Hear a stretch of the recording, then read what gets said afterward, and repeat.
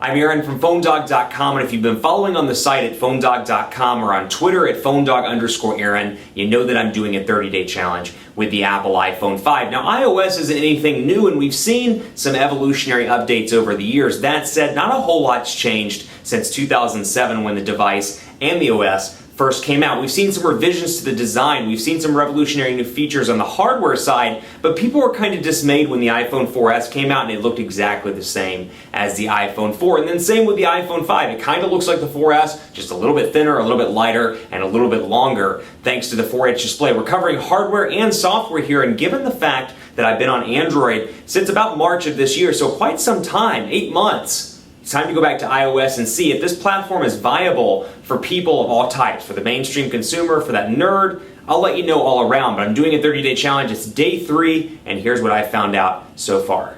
Day 3, and I'm already finding some familiar things that used to frustrate me about iOS are still present in iOS 6. The biggest one for me, I have about 41,000 emails in my PhoneDog email account, and I reference emails that go as far back as 2 or 3 years, where it's like, you know what, I remember somebody saying something, but I'm not quite sure either who said it or how it was worded, or perhaps it's for a project or ad deal or something I'm working on. And I remember that somewhere in the email thread, it was somebody named Chris was in the email, for example, or they said something like, that stinks, or that's the worst ever. I'm the king of going into Gmail and typing in things like that with quotes around it if I remember an exact phrase, and it's very hard to do over here. It's not as robust as an Android device with Gmail integration. That said, PhoneDog runs off Gmail as a background, and so do my personal emails as well, so I can put in my personal email, my @PhoneDog.com address, Aaron@PhoneDog.com, and I could put it in here and access the emails on Gmail and see all 41,600 that I have right now. I usually would have more. I get about 400 emails a day, but I try to delete at least the ones that I don't need. So that said, you know what, it's not as robust, and that's really frustrating for somebody like me, particularly when we're getting ready to roll into CES 2013.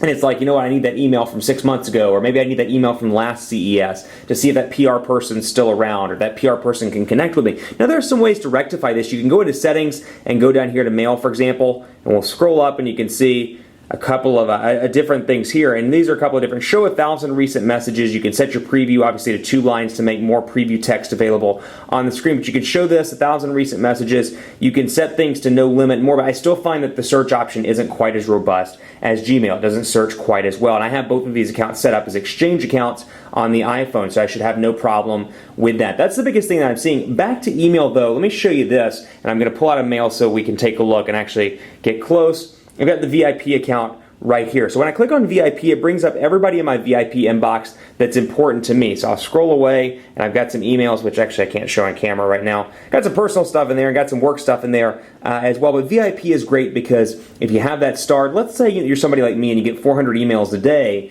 and it's like, you know what, I don't want my phone lighting up with 400 different emails. I don't want it to pop up in the notification center every single time I get an email. What you can do is do kind of what I do, where I have VIP, I have my significant other, I have my family, I have all my main work colleagues, I have the owners, I have Taylor, Evan, Anna, etc. in the VIP list, and that said, it'll pop up with a star whenever they email me. So for example, if Taylor emails me, it'll pop up in the top corner with a star and it'll say Taylor Martin, new message. Same thing over here, much like a text message, if I have the phone turned off, it'll pop up as a VIP notification. So I'm a giant fan of the VIP inbox. It kind of leads me into the next favorite feature that I'm really enjoying about this device, or about iOS 6 in particular, Do Not Disturb. It's a great feature, and you see it on some of the later Android devices that are running Android 4.1 on the Samsung side with blocking modes. The Note 2, the Galaxy S3, if your Galaxy S3 has the Android 4.1 update, you'll get something very similar as well, but I can go into notifications, hit Do Not Disturb, and I can set it where it's scheduled on from 10 p.m. to 7 a.m. and I only get calls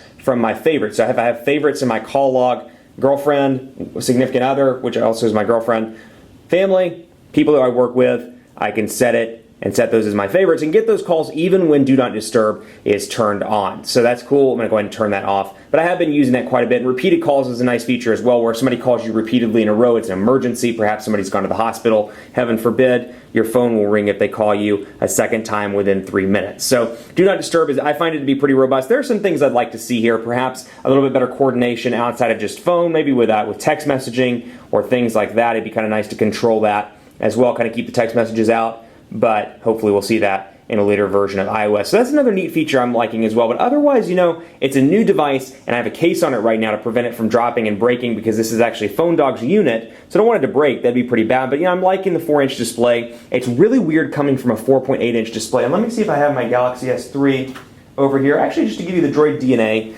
as comparison, just because it's what's behind me on the desk. You can see here, size-wise, much different, even with the case on this thing, in comparison to the Droid DNA. It's a much smaller device, and it's been weird getting used to a smaller display, because I've been working with the Galaxy S3 for the most part since May, or actually since mid-June. So getting used to that, kind of a struggle.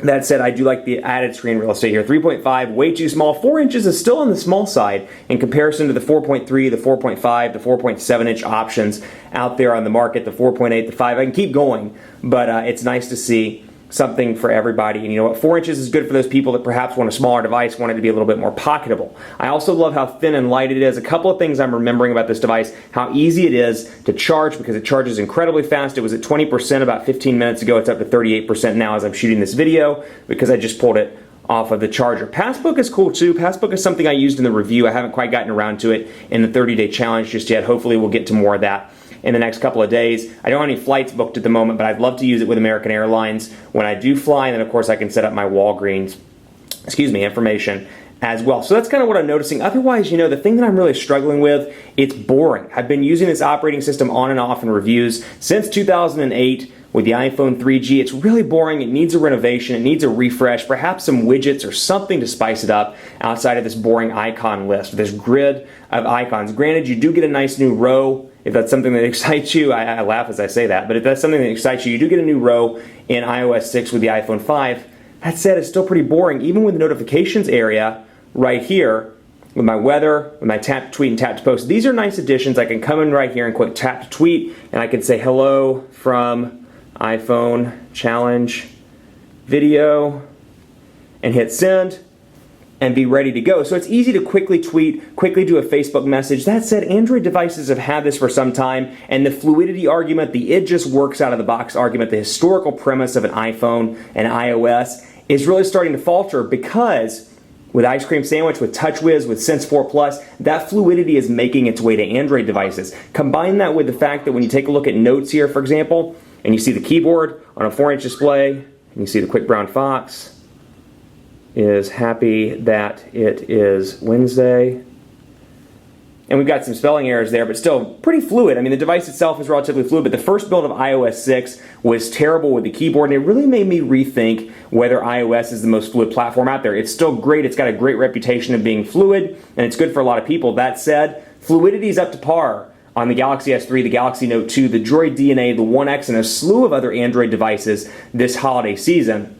So it's going to be a tough sell when you look at like a historical premise like that, and you see, for example, a notification coming in right now from Twitter. When you look at a historical premise like that and you realize there are other devices that are getting ready to beat it or on the cusp of beating it, it really makes this device a hard sell, given the fact that it starts at $199. You can get some great Android devices for $100. Stay tuned for the next challenge video. We'll be covering maps. We'll be covering a ton of stuff. Maps, Passbook, and more. Otherwise, little things that frustrate me when I go into messages. I hate that I don't have a preview picture. I hate that that's something that I really enjoyed about Android. And really, I just miss the customization. I miss on the Galaxy Note 2 or the S3, customizing the background of my text messaging area, for example, or with Sense 4, customizing different skins, things like that. I hate the fact that you don't get that ability in iOS. Stay tuned for the next challenge video. We'll have one really soon. We'll talk about Passbook, Maps, and some of these Apple accounts and services on the device. We'll see if they hold up and they make iOS 6 shine as a new platform, or perhaps it's still just long in the tooth. Stay tuned for the next update on PhoneDog.com. In the meantime, hit me on Twitter, PhoneDog_Aaron. Let me know what you want to see on this challenge. I'll do my best to address all of those before the 30-day challenge